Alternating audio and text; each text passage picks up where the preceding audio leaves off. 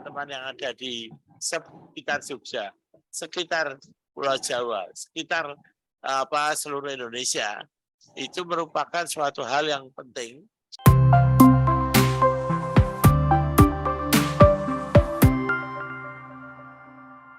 Marilah kita baca dengan bacaan basmalah. Bismillahirrahmanirrahim.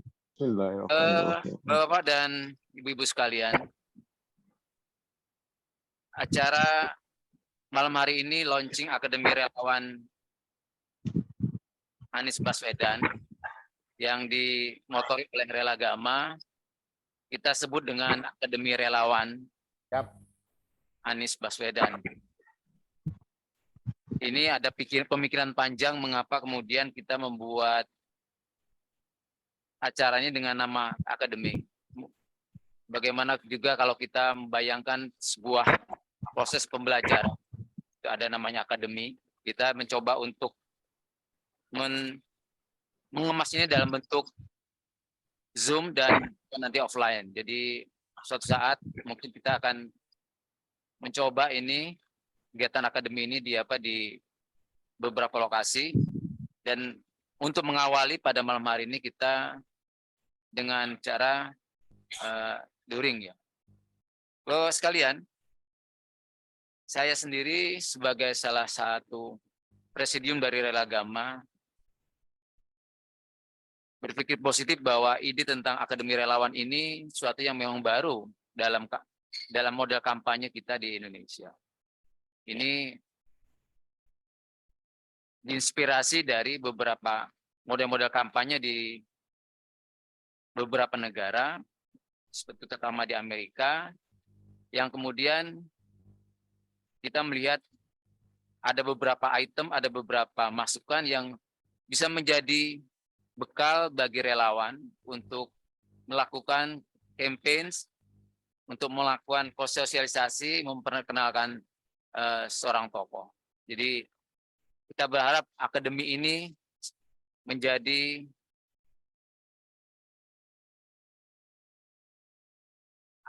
ada bakunya, ada materi yang memang terbakukan dan semuanya bisa melakukan ini semuanya.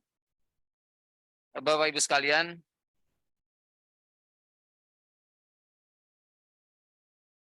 kita akan melakukan Akademi Relawan ini setiap malam Sabtu jam 20.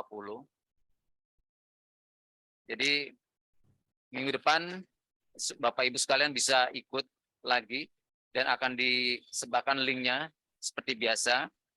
Jadi kami berharap malam hari ini langkah awal, mudah-mudahan juga Bapak Ibu sekalian bisa beraktif untuk ikut kegiatan Akademi Relawan yang dilakukan oleh Relagama. Dan kami berharap juga materi apa yang akan disampaikan pada Akademi Relawan ini tidak hanya terkait dengan kebutuhan sebuah gerakan relawan, tapi menyangkut semuanya. Jadi kalau pada hari ini ada 200 jaringan relawan, mudah-mudahan kami menawarkan program yang sungguhnya akan sangat bermanfaat, akan memberikan hasil ketika para relawan itu akan bekerja, akan memperkenalkan Anies Baswedan ke masyarakat.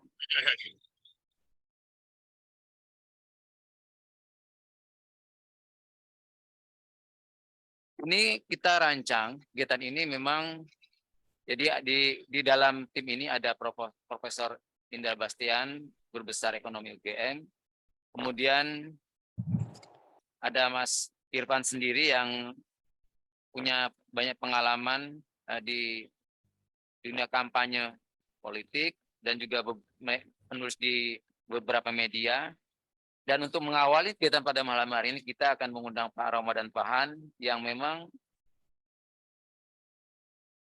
beberapa tahun ini punya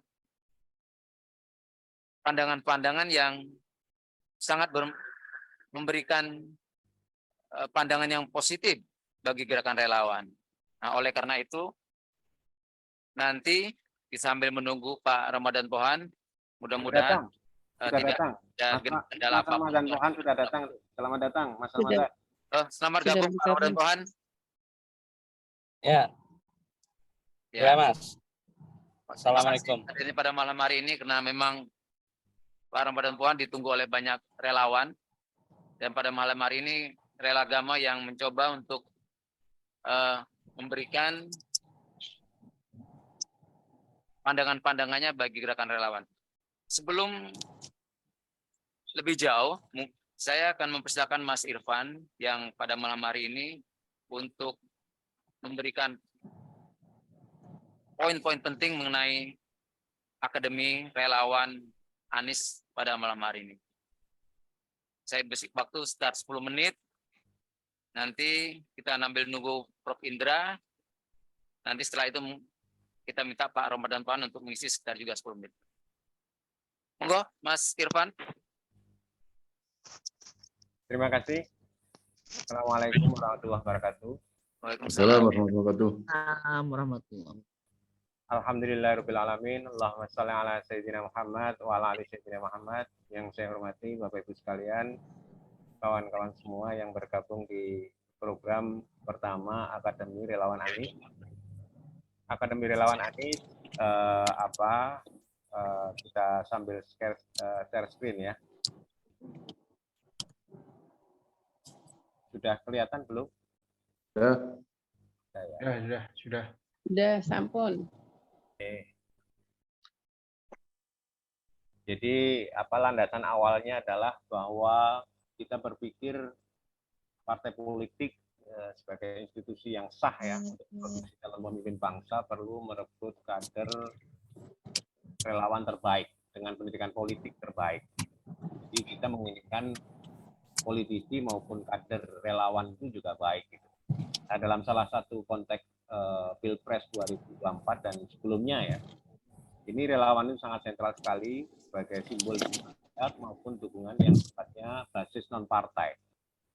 Oleh karena itu kita berpikir bahwa upaya menguatkan kapabilitas kemampuan relawan itu penting.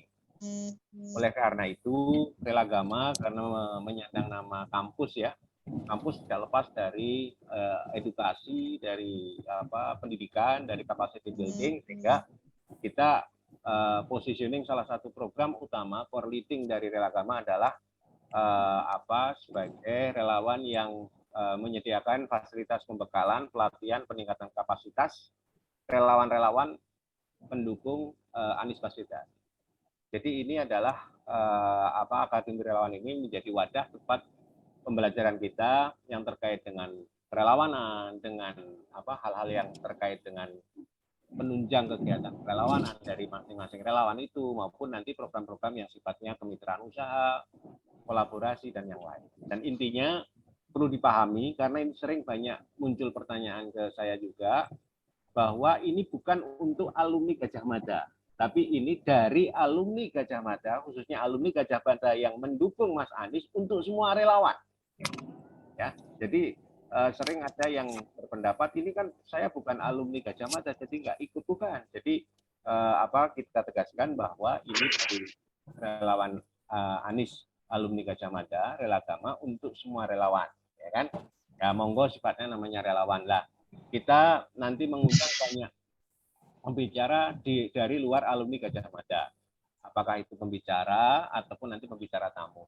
Sekarang kita mengundang Mas Ramadan Pohan. Beliau adalah temannya Mas Anies Baswedan, dulu pada saat di Amerika, berpengalaman menjadi anggota DPR RI, sekarang menjadi CEO KPA News ya sebagai satu-satunya mungkin ya tabloid yang supporting gerakan kampanye ataupun relawan Mas Anies gitu. Jadi pada kesempatan kali ini terima kasih Mas Ramadan Pohan berkenan menjadi pembicara tamu. Terus format pembelajaran itu kita offline, online maupun nanti dikembangkan lewat tatap muka. Jadi tidak menutup kemungkinan berkembang tatap muka. Terus metode pembelajaran ada diskusi, ya kita ada materi gitu ya, ada pembicara tamu, ada testimoni dan suara hati lawan. Jadi nanti ada video yang menampilkan itu. Terus ada talk show untuk sesekali nanti model formatnya seperti metodenya seperti itu. Durasinya kurang lebih 2 jam. Lalu ada fasilitas bila membutuhkan ada e-sertifikat ya, dan materi yang disampaikan oleh nanti pembicara yang ada.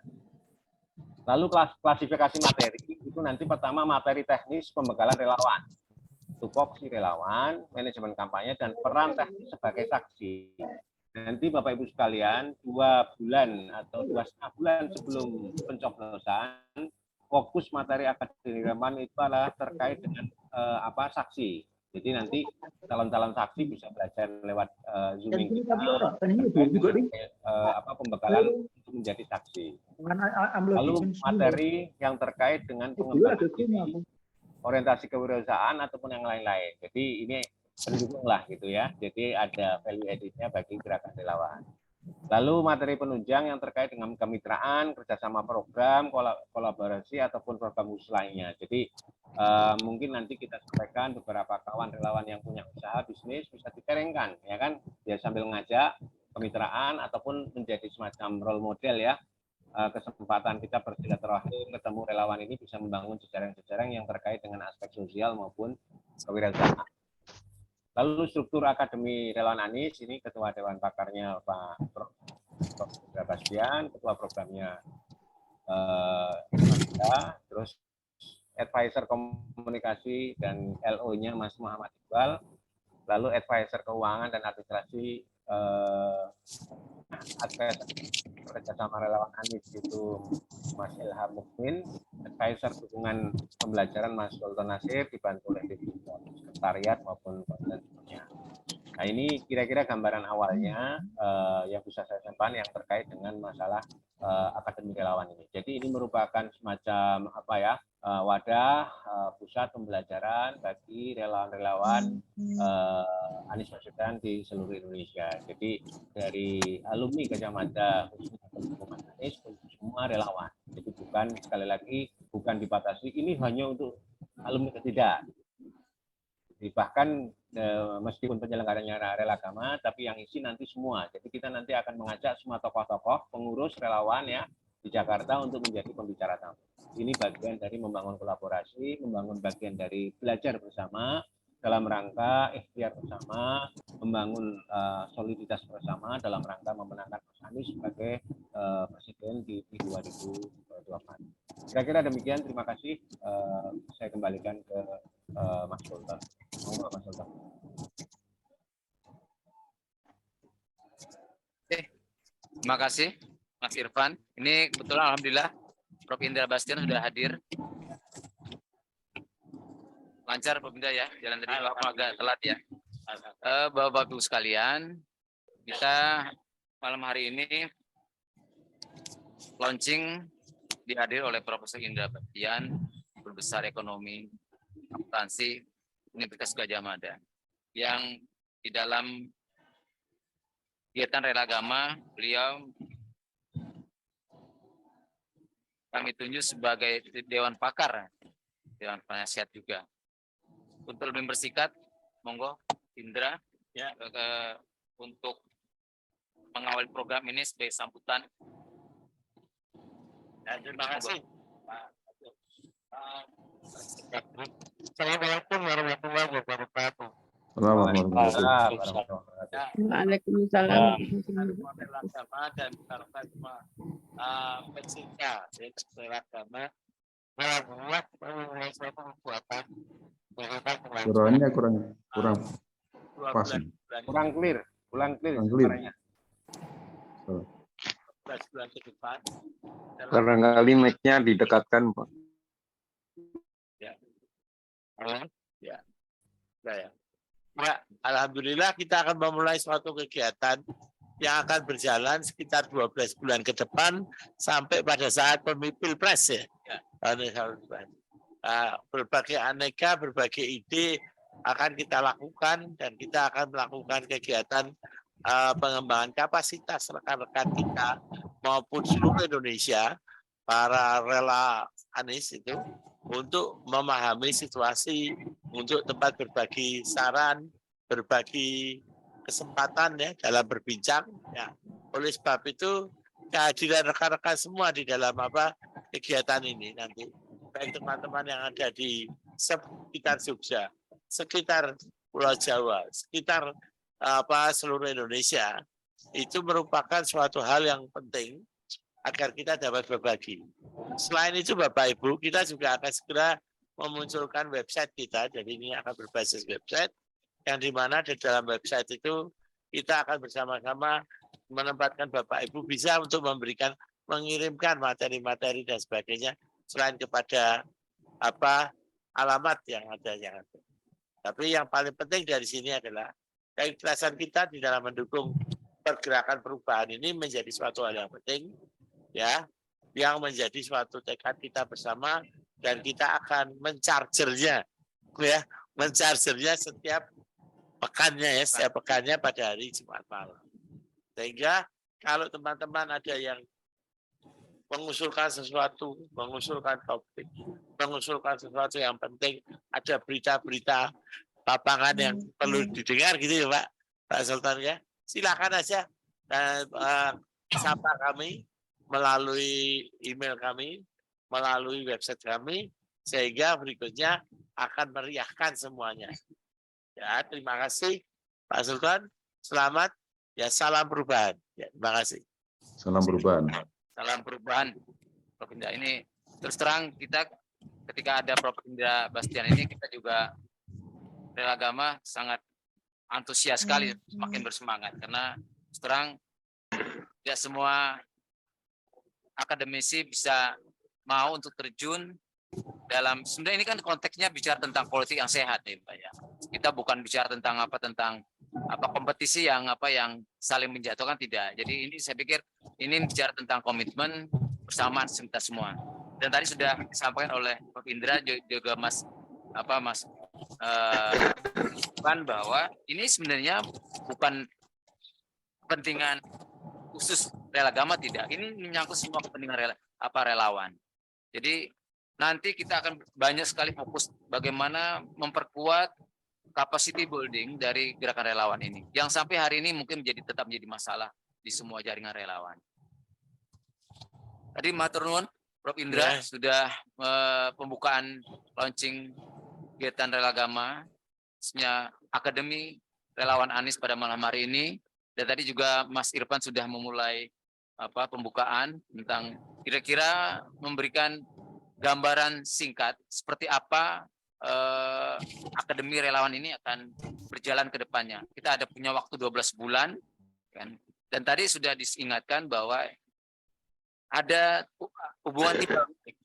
Jadi antara Bapak Ibu yang hadir pada malam hari ini dan pada Sabtu depan atau Sabtu yang seterusnya. Jadi ini bukan forum yang sifatnya top down tapi bottom up gitu.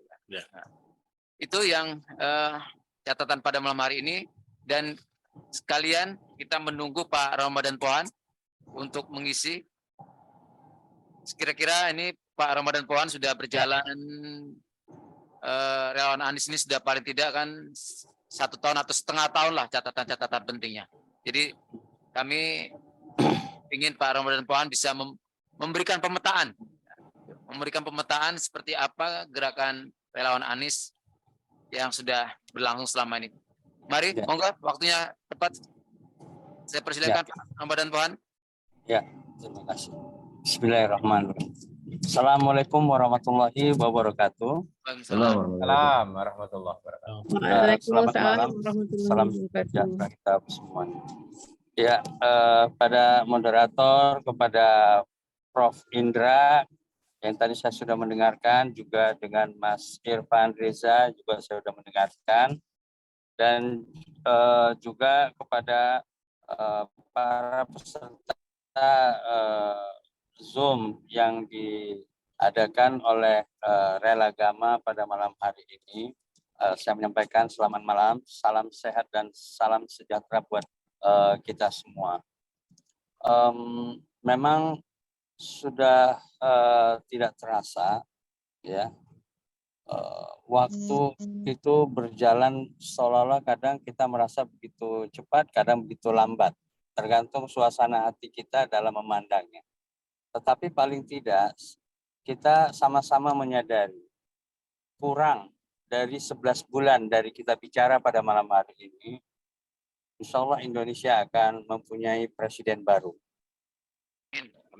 Dan pada saat ini baru Anies Baswedan yang kita dukung bersama-sama menjadi calon yang sudah mencukupi presidential threshold yang disyaratkan oleh undang-undang untuk menjadi calon presiden ya dalam pendaftaran nanti. Nah, sekarang bolehlah kita sebut sebagai bakal calon, tapi baru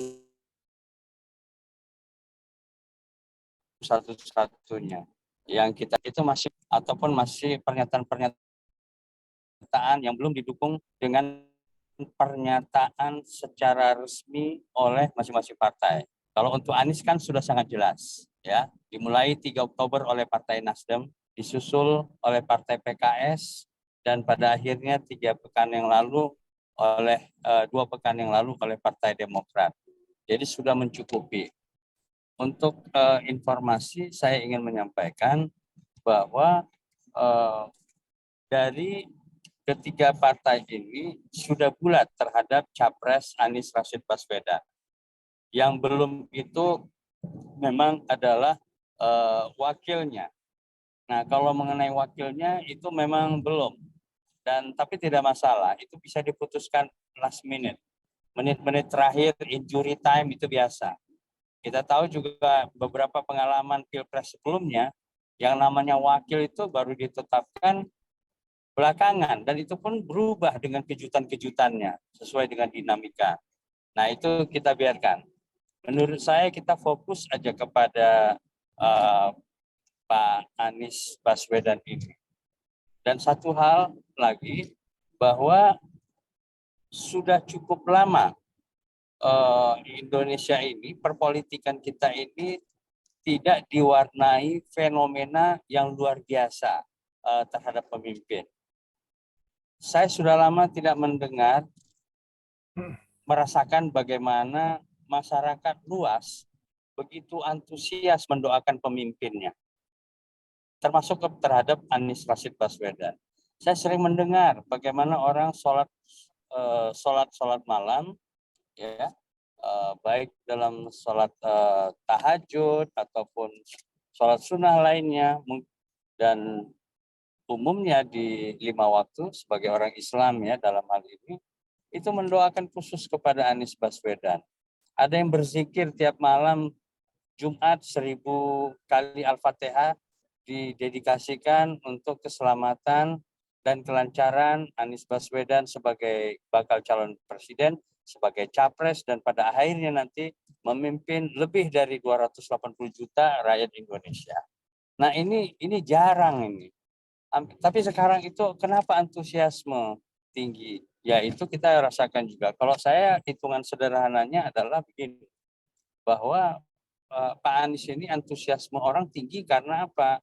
Ya karena ada 30% dari pendukung yang lama dari Pak Prabowo larinya kepada Anies. Kecewa pada Pak Prabowo, pergi kepada Pak Anies. Juga di Pak Jokowi ada yang kecewa, akhirnya larinya kepada Pak Anies. Dan di samping pendukung murni dari Anies Baswedan sendiri. Nah, ini adalah fenomena yang luar biasa gitu. Jadi bukanlah Anies Baswedan ini sebagai antitesis dari nama-nama pemimpin kita yang ada, tetapi merupakan sintesa dari pemimpin-pemimpin kita yang lama. Saya lebih sepakat mengistilahkan demikian, gitu. Karena ada kelebihan keistimewaan dari Pak SBY bisa ditemukan dengan mudah pada Pak Anies. Dari segi ketenangannya, dari segi pengambilan keputusannya, dan kemudian kalau dari segi populismenya, Anies bahkan lebih tajam lagi dibandingkan Pak Jokowi, yaitu dari sisi kepedulian sosialnya, kebijakan-kebijakan sosialnya yang luar biasa yang sudah ditunjukkan oleh Anies ketika memimpin 5 tahun Jakarta. Ya, Anies ahlinya dalam soal kebijakan publik karena masternya pun adalah master kebijakan publik di Amerika yang ahli di dalam kebijakan publik gitu loh. Ya Indonesia beruntung banget gitu, kita punya pemimpin dengan kelengkapan seperti Anies ini ya. Nah kemudian fenomena berikutnya lagi, dengan sekarang ini ada sekitar hampir 300 simpul relawan Anies Baswedan yang tersebar di seluruh Indonesia, baik yang mempunyai DPP-nya di Jakarta maupun DPP-nya berada di daerah-daerah. Saya mendengar itu di daerah-daerah juga antusias untuk menjadi DPP-nya. Kemudian juga ada simpul semacam presidium dari simpul-simpul relawan yang ada. Ada namanya seperti Relagama kalau nggak salah tergabung ya bersama dengan presidium Konfederasi Relawan Anies Baswedan ya. Ada juga Sekber Anies gitu ya, relawan Anies. Ada juga Forkom gitu loh. Ada juga dengan SKI gitu dan macam-macam. Dan alhamdulillah 2 hari yang lalu saya berkesempatan untuk menyaksikan teman-teman simpul relawan tadi bertemu di Brebes. Nah, alhamdulillah dan saya mendengarkan bagaimana mereka menjalankan tugas-tugas kerelawanannya selama ini. Jadi perjalanannya sudah begitu panjang sejak 2021 saya ketahui relawan-relawan kita tumbuh bagai jamur di musim hujan, alhamdulillah. Dan itu relawan tanpa dibayar. Saya tahu ya kalau di toko sebelah itu sekali deklarasi 15 juta gitu. Nah sementara relawan Anies mau deklarasi itu kan patungan dulu gitu ya, dengan kesanggupannya masing-masing, dengan kerelawanannya masing-masing. Walaupun kita tahu bahwa ya kita harus jaga stamina juga gitu ya. Jangan sampai kita kedodoran di bulan-bulan terakhir gitu loh. Ya, itu paling penting untuk dijaga karena akan banyak dinamika yang terjadi kepada relawan, makanya soliditas itu harus dijaga betul gitu. Ya, jangan sampai nanti the last minute udah berapa hari mau menjelang Pilpres 14 Februari 2024 ada tiba-tiba mengundurkan diri jadi relawan secara masif. Nah, itu kita jaga. Kita lihat juga lingkungan-lingkungan kita untuk tetap peka gitu loh, dan untuk menjaga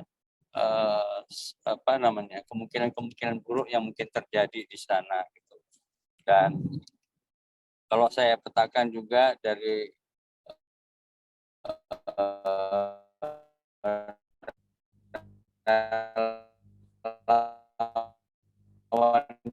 kita yang ada sampai vital gitu ya. Jadi menyiarkan kabar-kabar baik kepada publik tentang Anies Baswedan itu bagus. Ada juga yang memposisikan diri untuk door to door kepada publik gitu. Itu juga bagus. Ada juga yang memfokuskan diri kepada mendaftarkan nama KTP-KTP yang ada untuk menjadi relawan Anies.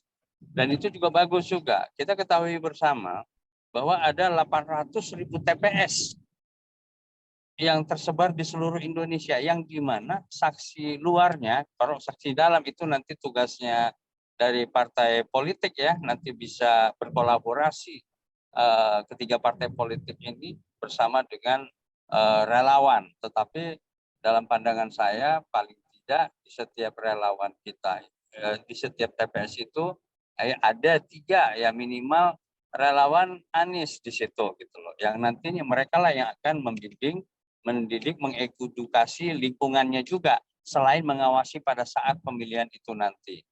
Nah, jumlah itu kalau misalnya 800.000, kita butuh 3 orang tiap TPS, berarti ya dikalikan aja itu berarti sekitar 2,4 juta gitu loh. Relawan kita yang harus tersebar di TPS-TPS. Dan kita punya ada 300 simpul. Nah, inilah nanti yang akan mengisi gitu loh. Saya kira pada sampai saat ini kan belum ada satu organisasi tunggal yang mengatur seluruh relawan. Karena juga relawan ini kan sensitivitasnya tinggi ya Pak ya. Tidak boleh 1 senti pun berbeda lebih tinggi di satu relawan dengan relawan-relawan lainnya. Nah, kadang-kadang juga ego kita, etnosentrisme kita terhadap nama relawan kita itu kadang-kadang merendahkan nilai ataupun figur yang sedang kita junjung misalnya gitu. Saya hanya mencontohkan kepada KBA News yang saya dirikan itu didedikasikan sebagai alat perjuangan untuk Anies Baswedan. Jadi tidak dibalik gitu loh. Ya, Anies Baswedan menjadi alat perjuangan bagi saya untuk menggedekkan, membesarkan KBA News. Nah, oleh karena itu ketika berita-berita KBA News diambil secara acak, secara sembarang atau secara apapun gitu oleh publik tanpa izin, tanpa apapun kita tidak marah. Karena kita malah senang gitu. Karena kan untuk mempopulerkan kerja ataupun antusiasme publik terhadap Anies Baswedan gitu. Nah, jadi demikian juga saya berharap juga kepada relawan-relawan bisa juga dong seperti itu gitu loh.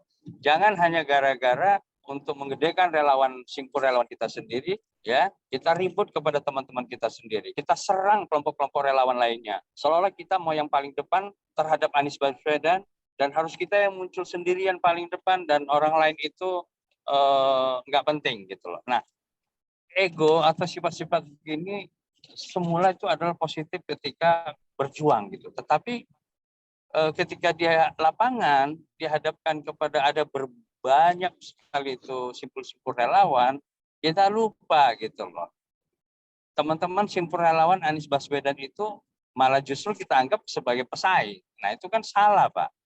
Nah inilah saya kira Mas Irfan Riza itu mempunyai kompetensi pengalaman di dalam soal dalam soal pelatihan-pelatihan terhadap relawan kita ini. Jadi pada saat kita memerlukan banyak simpul ataupun relawan-relawan Anies Baswedan, tapi pada saat yang sama jangan lupa gitu. Yang kita perjuangkan itu adalah Anies Baswedan. Oleh karena itu dinamika-dinamika di lapangan jangan sampai merobek soliditas kita sebagai relawan Anies Baswedan di situ. Nah, ini yang perlu kita camkan bersama gitu loh. Dan saya juga di dalam rapat-rapat redaksi kami setiap seminggu 2 kali itu rutin, itu selalu saya sampaikan kepada teman-teman KBA News di situ. KBA News sekarang udah hampir 20 kita relawan. Dan kita sekarang ini menambah 6 kekuatan wartawan murni Pak ya, tidak politisi ya, tapi murni dan bukan relawan tapi murni wartawan. Itu di Jawa Tengah dan di Jawa Timur. Kenapa 2 hal ini penting? Ini karena Jawa Timur itu adalah lumbung suara terbesar kedua di nasional dan Jawa Tengah itu adalah nomor 3 nasional. Dan kalau kita bisa menang di 2 provinsi ini, insya Allah kita lah menjadi pemenang menempatkan Anies Baswedan sebagai pemenang Pilpres. Kalau di daerah Kalimantan, Sumatera, Sulawesi, dari pantauan saya sejauh ini dan komunikasi dan perbincangan diskusi selama ini, kita sudah unggul Pak. Kita sudah unggul. Yang belum itu di Jakarta pun kita unggul ya. Di nomor 4 lumbung suara terbesar kita itu adalah di Sumatera Utara. Kita juga unggul. Nah, tetapi kalau di Jawa Tengah, Pak, itu kita menurut yang hitungan itu cuma kurang dari 10% gitu loh. Jawa Tengah. Di Jawa Timur kita kurang dari 20%. Kalau kita kalah, Pak, misalnya situasinya masih seperti ini pada tanggal 14 Februari 2024, kita nggak bisa berharap, Pak, untuk kita menang, Pak. Makanya kenapa kami di KBA ya menambah kekuatan wartawan 6 lagi di sana itu karena dipandang terasa perlu melakukan penguatan-penguatan tanpa merasa memandang enteng di daerah-daerah lain dan daerah lain dari rada gitu. Nah, saya ada mendengar yang dalam acara kemarin itu ada satu ketua yang mungkin saya bisa sampaikan di sini, yaitu jangan lupakan TPS di mana kita berada masing-masing. Kenapa demikian? Ya, kita sibuk mikirkan TPS yang jauh-jauh, tapi tempat kita nggak urusin. Akhirnya kita kalah, kan aneh juga itu. Gitu loh. Itu di dalam politik di Amerika, di Eropa, di mana-mana, termasuk di Indonesia. Kita perhatikan, pasti TPS di mana di mana kandidat itu berada itu paling pertama disorot. Nggak lucu kalau misalnya di dalam Pilpres Anies Baswedan kalah di TPS-nya sendiri. Jangan sampai gitu loh. Makanya relawan yang ada di sekitar Anies Baswedan itu amankan betul itu TPS-nya gitu loh. Atau misalnya di tempat TPS-nya Profesor Indra, kita taunya Anies Baswedan kalah, ya itu takdir Allah sih bisa ya kan seperti itu. Tapi ya ikhtiar kita sebagai manusia syariahnya ya kita harus kerja keras mengamankan TPS kita. Demikian juga tempat tinggal saya gitu kan. Malu sekali saya, atau jangan sampai di TPS saya malah kalah Anies Baswedan gitu loh. Jadi kalau kita tadi punya 2,4 juta relawan kita, amankan masing-masing TPS itu tadi. Kalau itu terjadi Pak, insya Allah Pak, harapan-harapan dan idealisme kita titipkan kepada Anies Baswedan untuk membuat Indonesia yang baik, yang untuk berkembang, berdaulat, bermartabat, itu akan terpenuhi gitu. Jadi Pak, jangan lupakan itu kekuatan TPS-TPS kita. Dan kita sebagai relawan pendukung Anies jangan terlalu banyak berdiskusi untuk hal-hal yang tidak produktif. Ya kan? Kita bilang, oke, wakilnya Anies harusnya ini. Nanti yang di depan partai politiknya ini gitu. Itu tidak produktif. Itu menimbulkan, menajamkan perbedaan, meruncingkan perbedaan. Itu juga harus kita hindarkan. Marilah soal partai politik. Marilah soal siapa wakil presidennya Anies nanti. Serahkan pada Anies. Kita percayakan 100% atau hiperbolisnya itu 1000% kepada Anies. Pak Anies Baswedan, siapapun yang Anda pilih sebagai wakil presiden Anda nanti, kami dukung sepenuhnya tanpa reserve gitu. Nah, sikap itu juga perlu itu Pak gitu, supaya kita jangan sibuk kita untuk mikirkan siapa cawapres dan sebagainya. Dan kita lupa tentang bahwa pemenang itu ditentukan di TPS gitu. Dan waktu yang terbatas ini, marilah sama-sama kita fokuskan perhatian kita kepada kepada TPS-TPS itu tadi, ya. Dan terakhir bahwa kita ini memang sistem presidensial, tapi rasanya berasa parlementarian. Nah, setelah Anies Baswedan kita kuatkan sebagai presiden untuk menangkan Pilpres, maka jangan lupa juga sekalian ajak masyarakat kita untuk memilih caleg-caleg ataupun partai politik pendukung Anies Baswedan. Kalau Anies Baswedan itu kekuatannya itu kurang dari 50%, maka nanti akan dikerjain di parlemen. Saya berpengalaman yang lalu ketika saya dulu masih di Partai Demokrat, ya, itu merasakan betul bagaimana Pak SBY dia harus merangkul koalisi supaya kebijakan-kebijakan dia tidak diganggu di parlemen. Walaupun sudah didukung oleh koalisi, masih juga anggota koalisi itu menyerang kebijakannya pemerintah. Jadi banyak dinamikanya. Tapi saya kok ya percaya, ya Anies Baswedan ini punya kelengkapan semuanya Pak. Pengetahuannya, kenegarawanannya, pengalamannya. Dia umur kelas 5 SD, sudah ikut menyaksikan perdebatan-perdebatan kenegaraan dan kebangsaan Republik ini, mendengarkan suara atau pikiran-pikiran dari kakeknya A.R. Baswedan ataupun neneknya Nenek Barkah gitu, dan ayahnya juga dan ibunya juga yang tokoh-tokoh kemasyarakatan selain juga sebagai dosen gitu. Nah, ini yang jangan kita sia-siakan. Ya, anugerah Allah kita punya pemimpin seperti Anies Baswedan. Dan makanya kita dalam syariahnya ya kita ikhtiarkan sekuat tenaga supaya Anies lah nanti yang akan memimpin kita, ya insya Allah dalam 10 tahun kepemimpinannya Indonesia akan berubah, Pak. Saya yakin itu gitu. Saya yakin. Lebih bukan karena saya dengan Anies berkawan sudah sangat lama sekali ya, sejak kami sama-sama di Amerika, sejak 1998 kami bersama gitu, dan lanjut juga seterusnya gitu ya. Jadi mengetahui tentang Anies Baswedan. Saya merasa bahwa tidak ada politisi yang seidealis, sekuat ya, dan tidak hanya retorika, tapi dia sudah lakukan juga gitu Pak di DKI Jakarta gitu.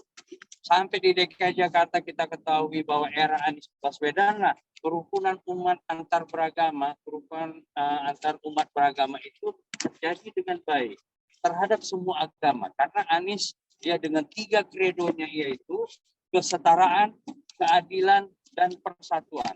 Jangan bicara soal persatuan kalau di situ tidak ada keadilan. Kita tidak bisa bicara tentang keadilan kalau tidak ada kesetaraan. Itu kredonya Anies Baswedan. Ini menurut saya luar biasa sekali. Mudah-mudahan lah Pak. Dan Anies Baswedan tidak akan bisa menjadi pemimpin tanpa kerja keras dari para relawan itu. Jadi kita ini perannya penting Pak gitu loh, untuk Indonesia yang lebih baik, untuk kemenangan Anies Baswedan nanti.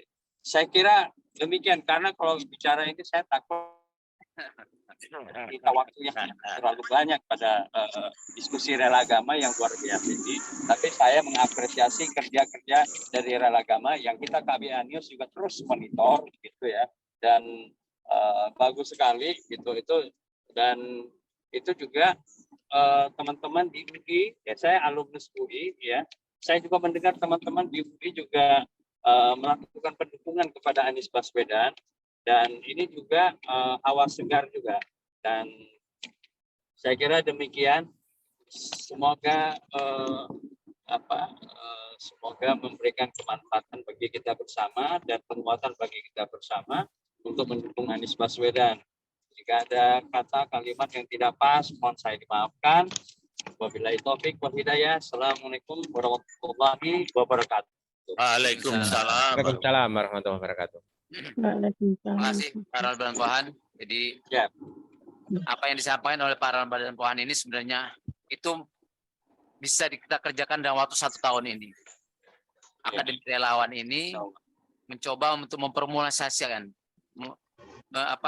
pandangan atau ide-ide dari Pak Ramadan Pohan ini dalam bentuk proses pembelajaran kita yang akan nanti dilakukan oleh rela agama ini. Itu mungkin catatan penting pada apa yang Pak Ramadan Pohan. Saya tahu beliau wartawan, jadi kalau ngomong kalau bisa panjang, asik gitu. Ya, karena kita dibatasi waktu juga, jadi saya buka termin untuk Bapak Ibu sekalian bertanya, dan nanti fokus pada malam hari ini adalah seperti apa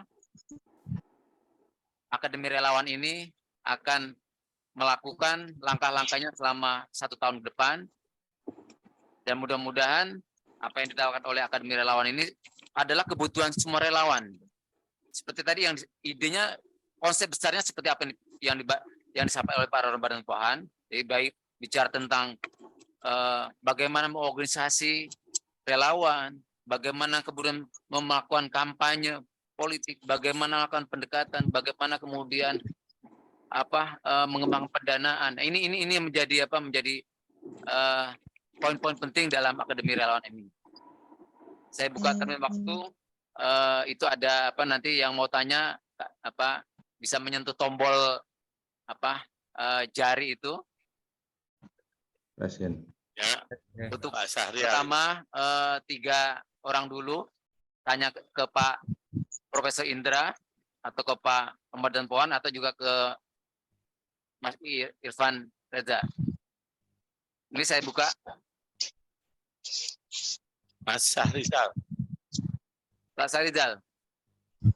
Oke, assalamualaikum warahmatullahi wabarakatuh. Ini mohon maaf video tidak bisa muncul karena kita lagi mati listrik di sini. Gelap gulita. Hanya mungkin kurang bagus ininya. Ya. Begini. Silakan.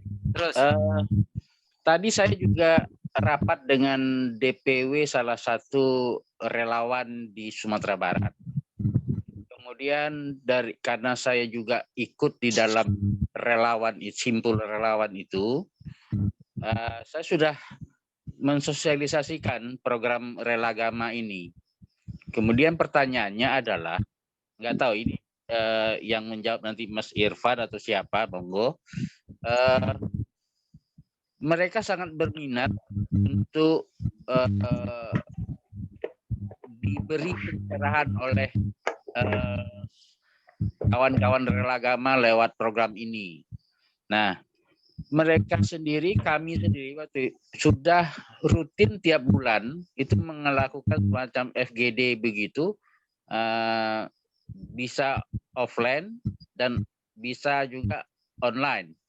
Nah, kawan-kawan ini bertanya, apakah nanti ketika kita mengadakan FGD atau webinar, kemudian teman-teman Relagama sebagai konseptor terhadap program ini bisa tidak mengisi lewat Zoom itu? Nah, itu pertama. Yang kedua, betul kata Bang Ramadan Pohan tadi, kita harus fokus di TPS. Nah, saya yang di wilayah saya, kita pada tahap memang ini kebetulan di simpul relawannya aliansi masyarakat yang Anies itu, yang kebetulan John Odius pembinanya di Jakarta, dan ini Bang Laude. Kita sudah sampai kepada saksi di TPS. Nah, persoalannya kita belum punya materi. Bagaimana mekanisme saksi-saksi simpul relawan ini ketika ditempatkan di TPS-TPS di daerah mereka masing-masing. Nah, ini mohon dipersiapkan nanti. Kedua, memang banyak pertanyaan. Ketiga, memang banyak pertanyaan, terutama di daerah. Rata-rata mereka masih mempertanyakan masalah biaya, terutama untuk saksi-saksi di TPS. Saya sudah coba terangkan tadi, saksi kita adalah saksi di luar pagar TPS bersangkutan dan sifatnya relawan, dan itu sudah mulai dipahami. Nah, tetapi bagaimana nanti mekanisme koordinasinya dengan saksi yang dari partai yang memang berhak masuk ke dalam pagar TPS. Kalau kita memang dari awal, karena Nasdem dulu yang memulai mendeklarasikan Anies, memang kita lebih sampai sekarang ini lebih dekat dengan teman-teman Nasdem. Nah, secara informal, terutama caleg-caleg, karena caleg-caleg ini benar pada Ramadan Pohan tadi, ini betul-betul harus kita kawal juga, karena ini menjadi supporting Anies nanti kalau Anies menjadi presiden. Nah, itu di Sumatera Barat kita sudah sepakat dengan caleg-caleg, terutama Nasdem, dan sudah mulai merapat juga caleg-caleg yang dari dan PKS. Yang intinya mereka siap bantu masalah pendanaan nasional saksi-saksi di TPS dalam 1 hari kerja itu. Nah, apakah kemudian teman-teman pertama di DP punya formulasi tertentu untuk masalah ini? Saya rasa itu dulu. Assalamualaikum warahmatullahi wabarakatuh.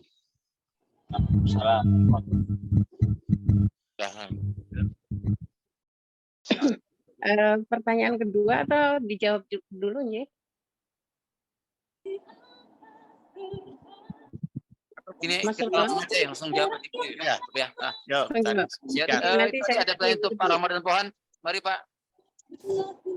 Baik.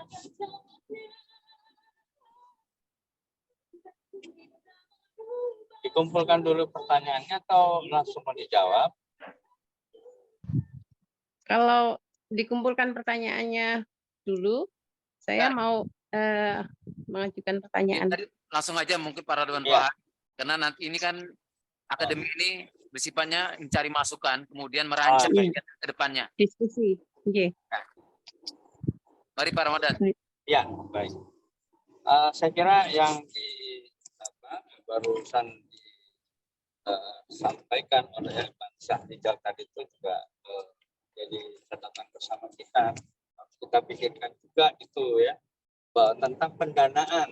Kalau misal kita menyasar kepada prioritas berorientasi kepada TPS base gitu ya, dan di dalam pergerakan itu pendanaan ini bagaimana? Nah ini kan kita masih berwacana di sini ya. Selama ini relawan-relawan itu kan bergerak atas dasar biaya patungan bersama, gitu ya. Dan itu yang pertama. Yang kedua, saya menyarankan kepada teman-teman relawan bahwa selain daripada menyiapkan pendanaannya sendiri, saya kira jangan lupa untuk berkolaborasi dengan ketiga partai politik ini tadi. Saya menyarankan kepada Mas Riza, ya, Mas Irfan Reza, dan juga pada Pak Penasehat, Profesor Indra, dan teman-teman di Relagama, coba jalin komunikasi dengan Nasdem. Mereka mempunyai Akademi Bela Negara. Ya, saya tahu itu beberapa simpul relawan di Jakarta itu beberapa kali melakukan diskusi bersama, mereka kolaborasi yang dihadiri oleh para relawan, dan kemudian di situ mereka punya tempat yang luar biasa bisa menampung ribuan orang. Satu, dan yang kedua dari segi pendanaan mereka itu infrastrukturnya sudah siap semuanya di situ. Nah, kalau yang di Demokrat dan PKS saya tidak tahu karena 3 kali yang saya saksikan kegiatan relawan itu tiga-tiganya kebetulan di Akademi Bela Negara milik Nasdem, itu yang di dekat Pancoran itu ya, itu besar sekali tempatnya begitu. Dan saya kira juga kalau untuk Demokrat dan PKS silakan teman-teman untuk melakukan pendekatan, membahas hal-hal seperti ini gitu. Dan itu bagus sekali. Mana kita nyaman? Yang nyaman dengan Demokrat, monggo ke Demokrat. Yang nyaman dengan PKS, monggo ke PKS, demikian juga dengan Nasdem. Ataupun yang nyaman kepada ketiga-tiganya sekaligus bergantian gitu, itu juga silakan, nggak ada masalah di situ. Nah, itu untuk menyiasati soal pendanaan.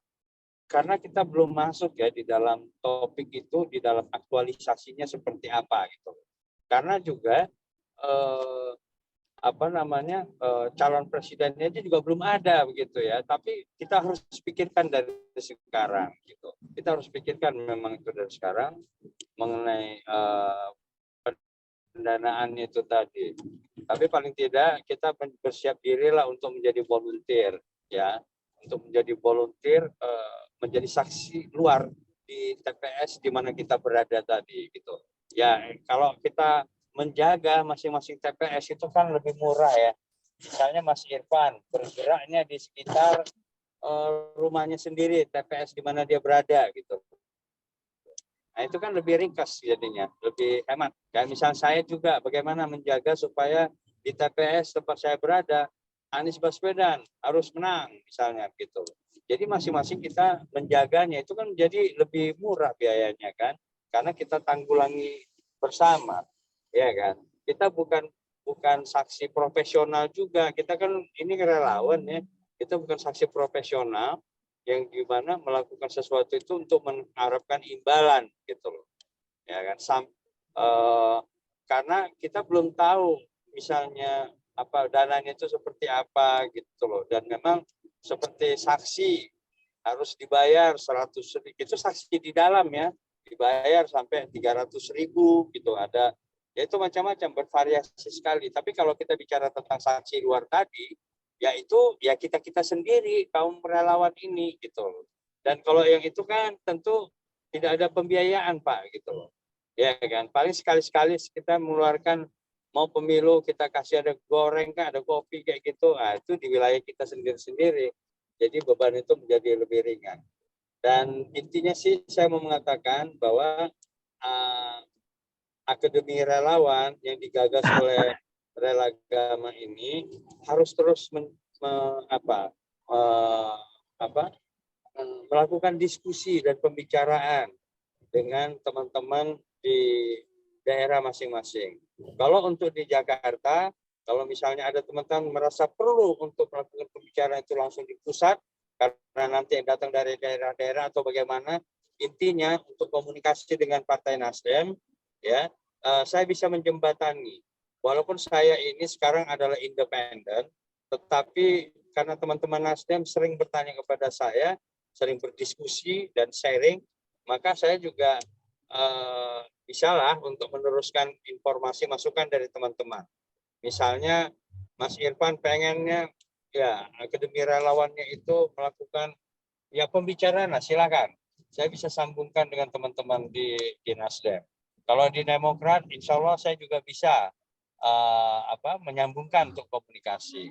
Di PKS, teman saya memang banyak di sana, tetapi saya lebih sering berkomunikasi dengan teman-teman Nasdem dan di Demokrat. Saya kira begitu, Pak Moderator.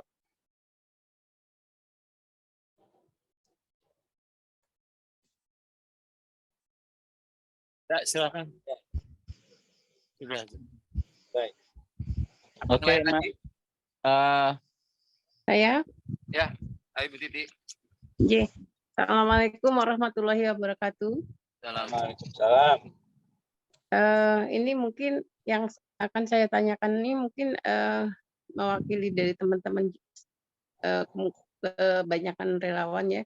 Jadi pengalaman dari tahun 2019 itu saya memang sudah bergerak ke sana kemari dan ketemu relawan di mana-mana di seluruh Jogja gitu ya, begitu banyaknya gitu. Tapi begitu Pilpres, memang faktanya di daerah saya sendiri relawan tuh nggak ada gitu loh. Terus penjagaan di TPS di wilayah daerah saya itu juga nggak ada, malah saya temuin cuma yang jadi saksi itu cuma dari PKS sama PDI waktu itu. Relawannya itu nggak ada sama sekali. Nah, dari sini mungkin dari ini kan ruang diskusi ya, mungkin ada teman-teman relawan yang punya trik bagaimana mendekati tetangga, karena kita relawan itu kan munculnya itu dari satu daerah itu mungkin cuma berapa orang, dari wilayah A mungkin 3 orang, dari wilayah B mungkin cuma 1 orang kayak gitu. Sementara di wilayahnya sendiri sebetulnya istilahnya wilayah merah itu ya. Jadi mungkin di sini yang akan saya tanyakan, mungkin teman-teman ada trik untuk bagaimana mempengaruhi supaya wilayah kita tuh bisa orientasinya ke Pak Anies. Gitu aja mungkin pertanyaan dari saya. Wassalamualaikum warahmatullahi wabarakatuh. Waalaikumsalam warahmatullahi wabarakatuh. Satu lagi, sebelum nanti diakhiri oleh Prof. Indra dan Mas Irfan.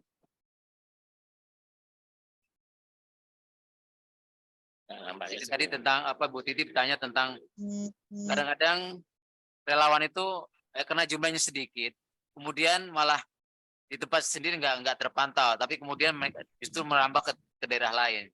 Itu tak kasus tahun 2019 kemarin. Tapi mudah-mudahan kalau yang tahun 2024 ini kayaknya suasana jauh lebih meriah dan antusiasme relawan sangat luar biasa. Monggo, ada yang tanya lagi? Pak Nurmadi ya? Monggo Pak Nurmadi.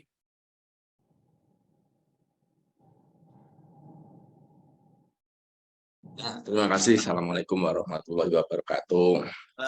Mungkin beberapa waktu kemarin nggak sempat gabung, jadi agak ketinggalan progresnya. Sebetulnya saya sangat tertarik dan senang dengan adanya Akademi Relawan ini paling tidak saya bisa mengenalkan ke mahasiswa-mahasiswa saya. Karena selama ini kalaupun saya mencoba mereka untuk belajar politik atau mulai terjun, itu hampir bisa dikatakan nggak ada wadahnya gitu. Nah, dengan adanya Akademi Relawan ini setidaknya saya bisa mempromot gitu.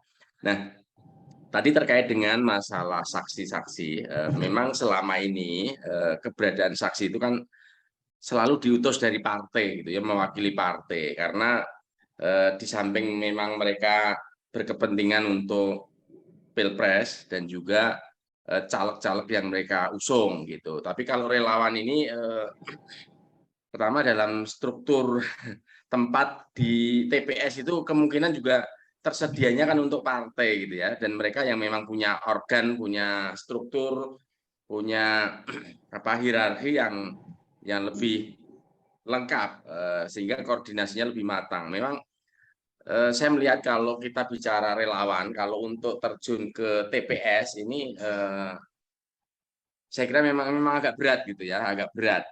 Kadang-kadang bahkan kita tahu di dalam grup-grup relawan itu sendiri, mereka itu senang bergabung, tetapi untuk tampil di lingkungannya saja kadang-kadang nggak berani gitu ya.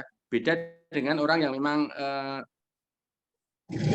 terlibat di dalam partai gitu. Kalau di dalam partai mereka kan orang tetangganya juga sudah tahu, dan dia berani menampakkan diri karena juga punya dukungan dari infrastruktur gitu. Artinya teman-temannya banyak. Tapi kalau relawan ini kadang-kadang di kampung aja, wah saya kalau di kampung saya gitu. Jadi nggak berani tampil. Itu yang jadi masalah.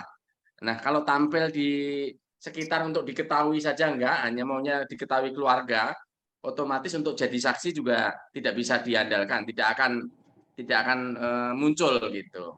Saya kira itu ya. Jadi kita memang realitanya untuk bisa jadi saksi di TPS ini nggak mudah gitu, nggak mudah. Ya saya terus terang kan punya grup relawan WA itu, kalau misalnya saya komunikasi mengenai jadi saksi di TPS gitu, wah saya kalau untuk tampil dulu saya hanya di grup ini aja, atau paling nggak ya untuk keluarga saja gitu.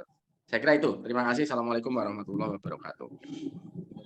Nah, makasih Pak. Pertanyaannya Pak Adin benar gitu. Jadi ternyata grup WA itu belum tentu mau jadi saksi ya Pak ya. Sebelum saya pikir ada pertanyaan lagi nggak? Jadi ini nanti kalau nggak ada nanti saya langsung ke Pak Ramadan Pohan, nanti ke Mas Irfan, nanti kita gongnya ke Profesor Indra Bastian. Karena yang punya program Akademi Relawan ini adalah Mas Irfan dan Profesor Indra. Ada yang tanya lagi? Karena ini hampir jam. Saya langsung aja ke Pak Ramadan Pohan. Monggo Pak. Ya, menurut saya apa yang disampaikan oleh Pak Nurmadi tadi itu masuk dalam pemikiran saya, dan ya seyogianya juga di Akademi Relawan itu menjadi bahasan yang penting juga ya. Nah, disitulah perlunya kan Akademi Relawan melatih ya, pelatihan juga dirasa perlu kepada mereka-mereka yang seperti disampaikan oleh Pak Nurmadi tadi, yang jadi anggota WA Group, yang untuk tampil kepada tetangganya nggak mau, hanya kepada di dalam keluarganya diketahui, ya itu tantangan kita bagaimana bagaimana merangsang ataupun mengajak mereka untuk lebih tampil ya, untuk menjadi saksi di TPS gitu. Jadi dalam satu hari coba deh dari 1 tahun 365 hari, 1 hari itu kita fokuskan misalnya memberikan tenaga kerelawanan kita untuk Mas Anies gitu, menjadi saksinya Mas Anies di TPS di luar, yaitu dengan disampaikan materi, cuma memfoto hasil dan kemudian menyampaikannya kepada katakan grup relawan simpul di mana kita berada gitu. Dan ya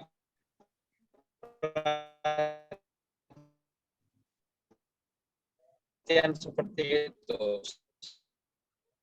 saya kira baik. Saran saya itu sambil nanti kita pikirkan bagaimana cara mengatasi problem yang disampaikan oleh pembicaraan kita pada malam hari ini. Jadi kita tabunglah permasalahan itu, kita simpan dulu sebelum nanti kita mencari jawabannya dan solusinya. Karena tentu di dalam malam yang singkat diskusi satu hari ini,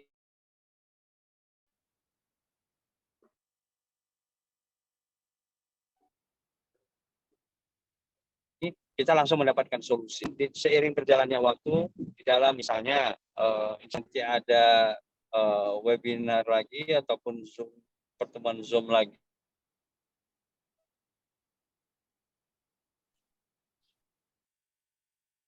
Ya, Pak Wan. Langsung Mas Irfan. Mas Irfan itu ada di chatting itu ada beberapa pertanyaan mungkin bisa dijawab. Kalian memberikan gambaran Akademi Relawan ini seperti apa nanti langkah-langkah ke depannya itu dari awal sehingga proses sampai nanti ke tingkat TPS. Oke, terima kasih. Bapak Ibu sekalian, rencana kita sebetulnya kita ada sesi kita memperdalam pemahaman kita tentang gerakan relawan dan khususnya relawan Anies. Tapi karena ini terkait dengan pembukaan acara pertama, jadi nanti sesi itu kita geser ke minggu ke depan ya. Yang pertama adalah menyangkut yang berkaitan dengan Relagama. Jadi insya Allah Relagama akan menjadi semacam resource center ya, pusat sumber daya yang berbasis keilmuan, yang berkaitan untuk peningkatan kapasitas pembelajaran ataupun hal-hal yang lain dalam rangka pemberdayaan dari relawan-relawan Anies Baswedan di ya tentunya diharapkan di semua tempat gitu ya. Jadi kita memang fokusnya adalah mensupport gerakan relawan-relawan lain. Jadi Relagama memang berbeda dengan kawan-kawan lain yang memang fokus kepada penguatan basis dapil ataupun basis elektorat yang memang fokusnya adalah kepada jumlah relawan. Karena Relagama kan berada di berbagai tempat dan bahkan banyak aktif di berbagai relawan. Jadi fokus Relagama ini memang fokus di situ. Jadi insya Allah kita akan mengajak dari kawan-kawan Relagama, dari alumni Gajah Mada maupun alumni tempat lain. Jadi silahkan berkontribusi, bahkan kita share secara terbuka siapa-siapa yang nanti akan mengisi program ini. Jadi sifatnya adalah kolaboratif. Lalu yang kedua, Bapak Ibu sekalian, bahwa program kampanye itu ada tahapannya, Saya sendiri seringkali agak bagaimana ya meresponnya ya. Ketika kita langsung berpikir kepada ujung. Memang kalau kita mimpi itu adalah start from the end of your thinking or your vision misalkan kayak gitu ya. Mulai dari apa visi kita terakhir. Tetapi dalam proses relawan, karena relawan itu akan tadi sudah disampaikan oleh Mas Nurmadi ya, relawan itu kan formalisasinya yang kuat adalah relawan partai. Tapi kalau relawan-relawan organik itu kita harus hati-hati karena nanti ada persoalan pada kaitannya dengan biaya, ya kan? Nah, itu berarti ada tantangan untuk mengelolanya bagaimana. Kalau terus-terusan juga terus nanti sebetulnya nanti di materi saya akan saya jelaskan justru kalau relawan-relawan di negara-negara maju itu pergerakannya fokus di fundraising. Justru di kita fundraising kita lemah. Akhirnya yang terjadi ya menurun pergerakannya, stagnan ya. Pengalaman beberapa kali ini ya dengan Mas Sultan juga ya. Jadi relawan-relawan yang mungkin curhat ke Relagama itu selain minta konsultasi, pandangan, wawasan, tapi juga minta duit gitu ya, minta disupport duit gitulah. Padahal Relagama bukan bukan ATM. Bukan ATM lah. Yang pegang ATM juga buka titik gitu loh. Nah ini kan yang harus nanti diinikan. Tapi intinya tadi dari udah Sahrizal, insya Allah kita siap ya. Bahkan nanti kita sudah mulai juga for the 2 minggu yang akan datang kita juga sudah sifatnya tatap muka. Jadi kebetulan kawan-kawan di Yogyakarta akan bikin program Rumah Anies ya, tempat di mana itu bisa kumpul semua relawan secara informal maupun formal.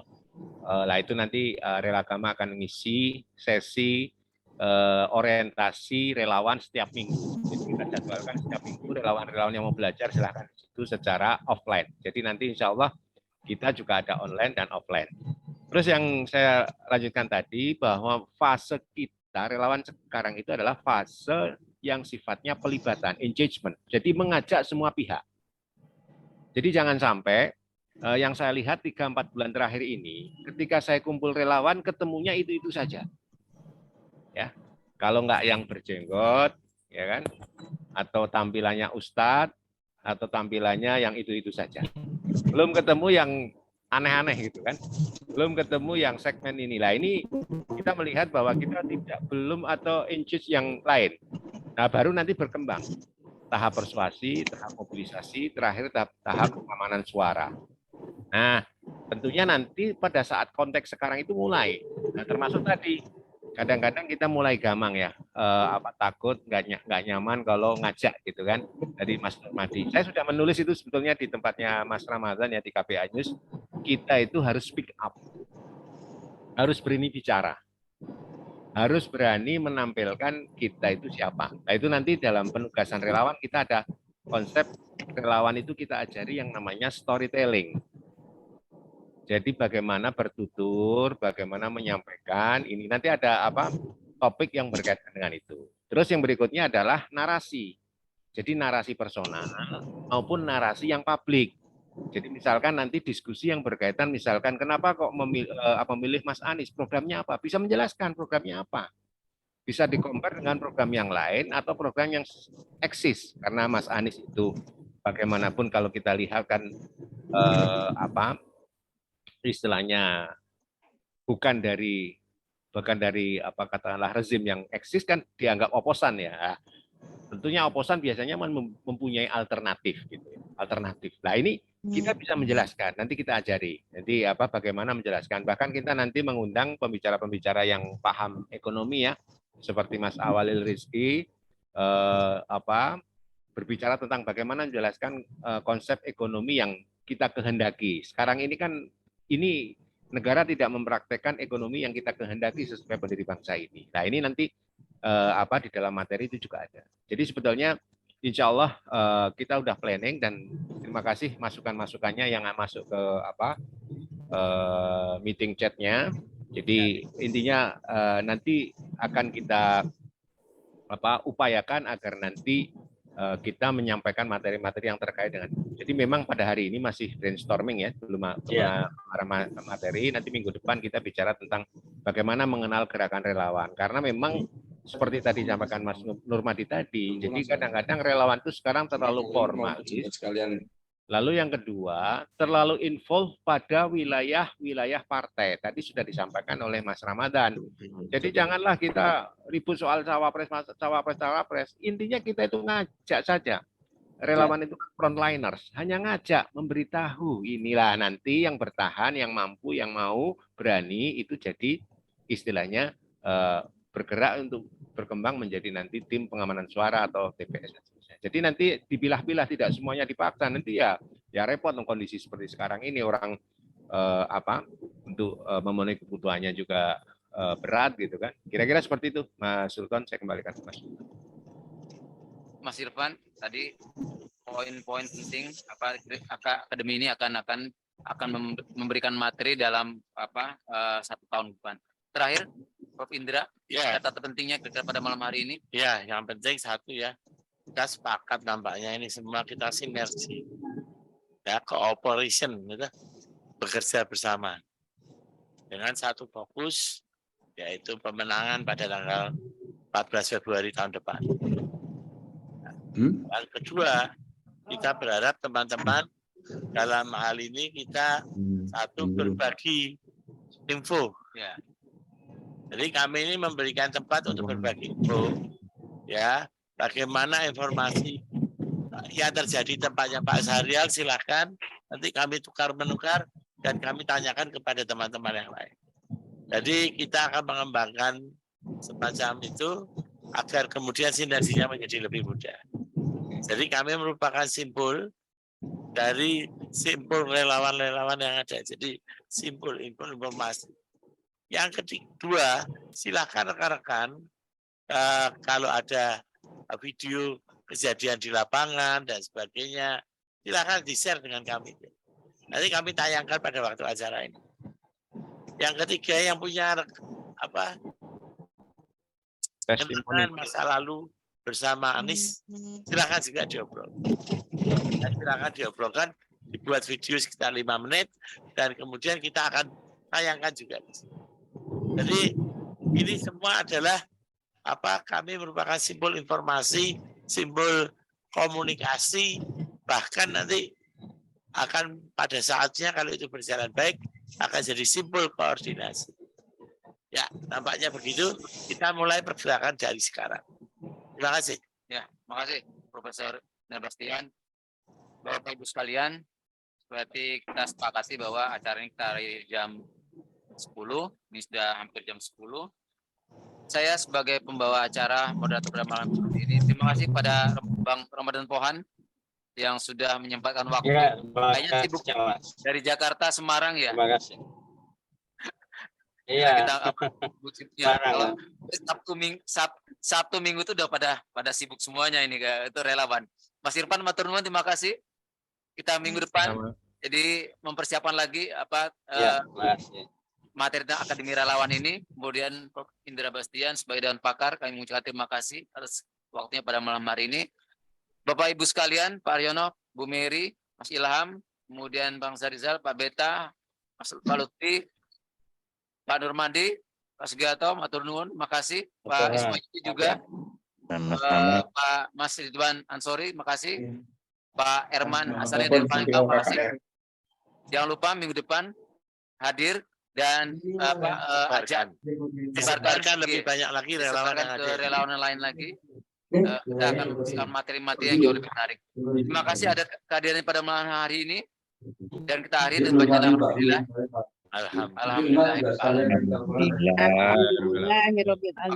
Alhamdulillahirobbilalamin. Terima kasih semuanya. Assalamualaikum. Assalamualaikum warahmatullahi wabarakatuh. Waalaikumsalam warahmatullahi wabarakatuh. Tetap sehat dan salam perubahan ya. Assalamualaikum.